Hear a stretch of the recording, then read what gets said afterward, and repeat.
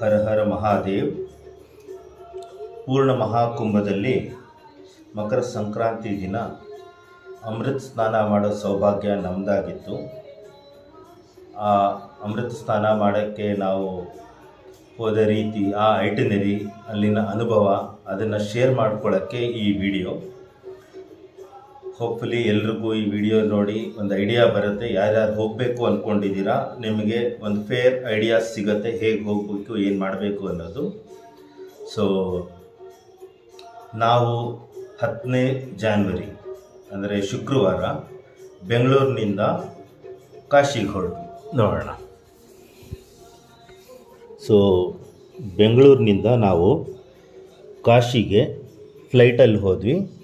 ಕಾಶಿಗೆ ಫ್ಲೈಟಲ್ಲಿ ಹೋದ್ಮೇಲೆ ಅವತ್ತಿನ ದಿನ ನಾವು ಅಲ್ಲಿ ಕಾಲಭೈರವ ದೇವಸ್ಥಾನ, ಆಮೇಲೆ ಬೋಟ್ ರೈಡು, ಆಮೇಲೆ ನಂತರ ಗಂಗಾ ಆರತಿ ನೋಡಿದ್ವಿ.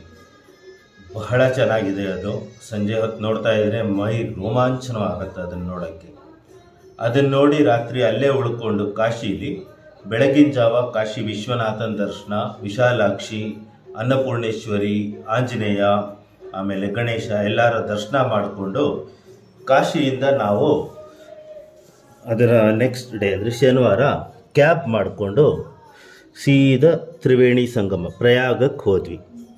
ಪ್ರಯಾಗಕ್ಕೆ ಹೋದ್ಮೇಲೆ ಅಲ್ಲೇನಾಯಿತು, ನಾವು ಹೋಗಿದ್ದ ದಿನ ಅಬೌಟ್ 5 hours ಆಯಿತು ನಮಗೆ ಜರ್ನಿ ಟೈಮು. ಆ 5 hours ರೀಚ್ ಆದಮೇಲೆ ಸಂಜೆ ರೆಸ್ಟ್ ತೊಗೊಂಡ್ವಿ ನಾವು ಪ್ರಯಾಗ್ನಲ್ಲಿ. ನೆಕ್ಸ್ಟು ಭಾನುವಾರದ ದಿನ ನಾವು ಸೀದಾ ಬೆಳಗ್ಗೆ ಎದ್ದು ಸಂಗಮಕ್ಕೆ ಹೋದ್ವಿ. ಅದು ನಾವಿದ್ದಿದ್ದು ಸೆಕ್ಟರ್ 25 ಅಂತ.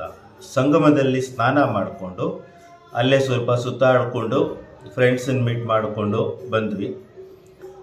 ನಂತರ ಸೋಮವಾರ ಅವತ್ತು 13ನೇ ತಾರೀಕು ಅವತ್ತು ಶುರು ಆಗೋದಿತ್ತು ಶಾಹಿ ಸ್ನಾನದ್ದು ಕುಂಭಮೇಳ ಶುರು ಆಗಿದೆ ಅವತ್ತೊಂದು ದಿನ.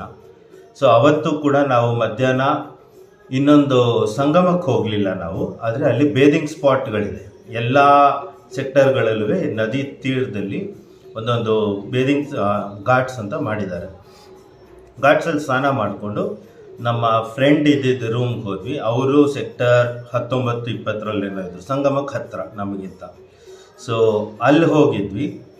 ರಾತ್ರಿ ಅಲ್ಲೇ ಟೈಮ್ ಸ್ಪೆಂಡ್ ಮಾಡಿ ರಾತ್ರಿ ನಾವು ಒಂದು ರೌಂಡ್ ಒಬ್ಬ ಗೈಡನ್ನು ಹಿಡ್ಕೊಂಡು ಅಲ್ಲಿ ಪ್ರಯಾಗ್ನಲ್ಲಿ, ಅವರು ಅಘೋರಿ ಅಥವಾ ನಾಗಾಸಾಧು ಸ್ಟ್ರೀಟ್ ಅಂತ ಒಂದಿದೆ, ಅಖಾಡ ಸ್ಟ್ರೀಟ್ ಅಂತ. ಅಲ್ಲಿ ಎಲ್ಲ ಸಾಧುಗಳದ್ದು ಅಘೋರಿಗಳು